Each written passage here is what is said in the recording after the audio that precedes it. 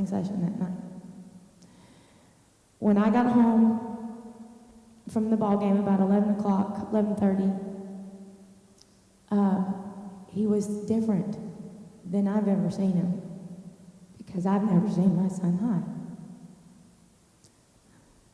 But on that night I did. And I've seen people who are high in marijuana, and this was different than anything I've ever seen. And I got to the point where I left my bedroom, and I came to sit on the couch just to watch. Not as a spectator, but because I was scared to death. And that whole night, he was up and down and up and down and up and down and up and down. Mom, can I have your keys? Mom, can I have your keys? No, Dylan, you can't have my keys. Saturday and Sunday, he was angry, frustrated, ready to hit something or hit somebody. And we just kind of hung with him all weekend long. And by Sunday, he was somebody I'd never seen before. But he told me he wasn't going back to therapy. That it was a bunch of BS, that he didn't need to go tell his problems to everybody, that it was not helping him, that there was nothing about it that he wanted, and there was nothing I could do to talk him into going. And Monday started our fall break. That next Monday started our fall break, and all day Monday. Now, he got high on Friday. He took that last hit on Friday.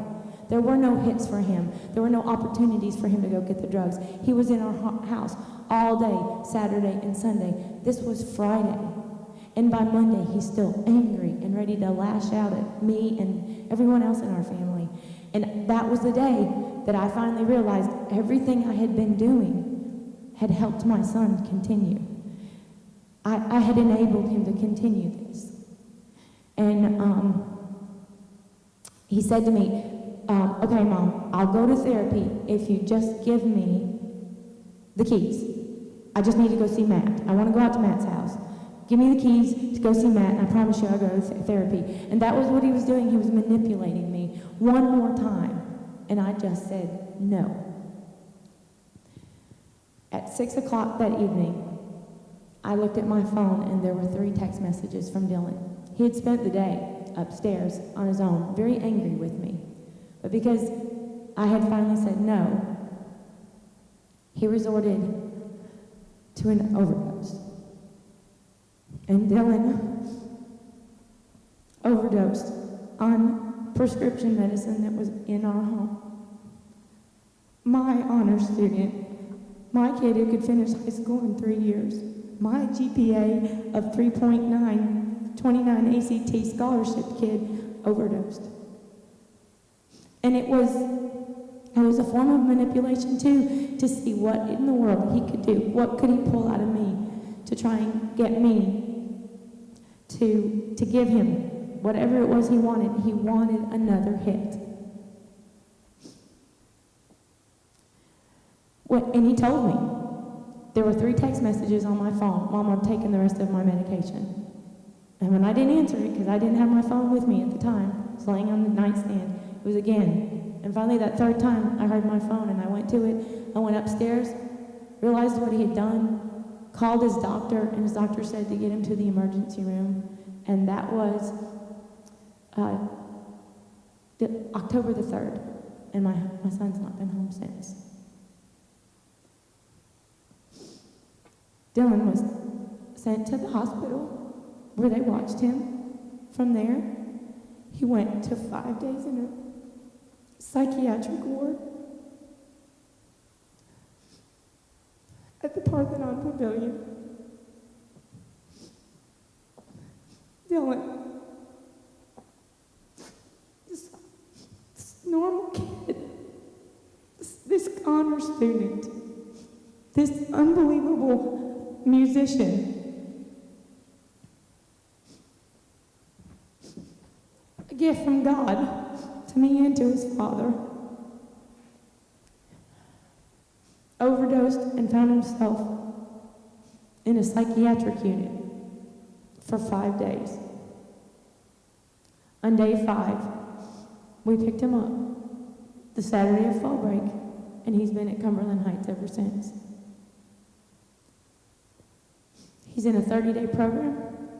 After 4 days, our insurance company refused to pay for him, calling it stable.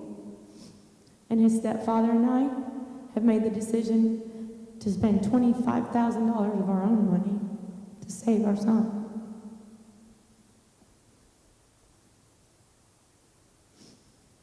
For a $10 hit.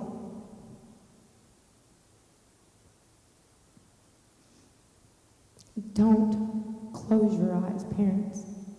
Get in the middle of it. Find out what your responsibilities are. Kids, if you're out there because you're curious, if you've done it and you want to know, stop. Reach out to somebody, a teacher, an administrator, an SRO, your parents, a friend. Dylan could be dead right now. I serve a God that's bigger than this. And through his grace, I do believe Dylan is going to get through this. Every day it's a difficult journey. His counselor called me today, and I got to talk to him. And for the first time since last December, I'm starting to see little bitty pieces of Dylan come back.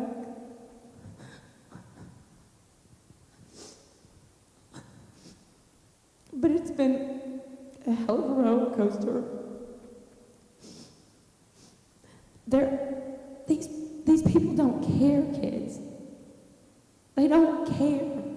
That $10 means more to them than you.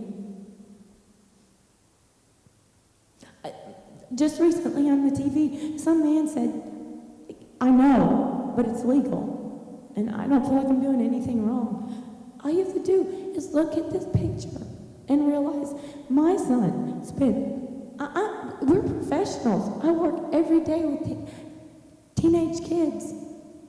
We're college-educated people that didn't raise our children to think drugs and alcohol are okay. And something drew him in. One time. He told me it took one time for him to want that hit again and again and again. And it is going to be a lifetime of working the program that Cumberland Heights is teaching him. It's going to be 2 years before his stepfather and I get out of debt.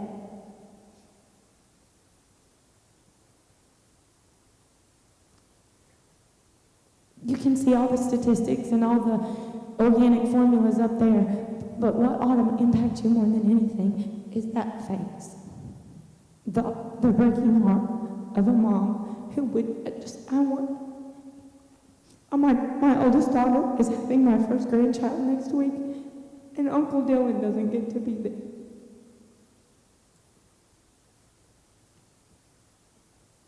To see the way that it's impacted his sisters.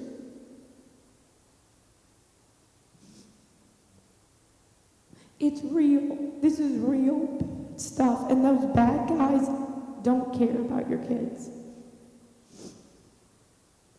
It's your responsibility to become educated. I'm not releasing Dylan of any of his responsibility. I do. He had responsibility in this. There's got to be a special place in hell for those people who think it's okay. Who get some sort of financial kick watching our teenagers and our young people suffer.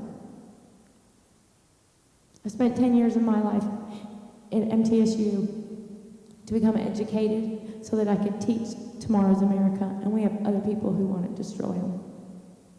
Be an advocate for your kid. Find out. I sat still too long. It's a real problem, and there are real answers to it if we'll all just get involved. If you're praying, folks, his name is Dylan. Don't forget him. Lift him up. Thank you for your time.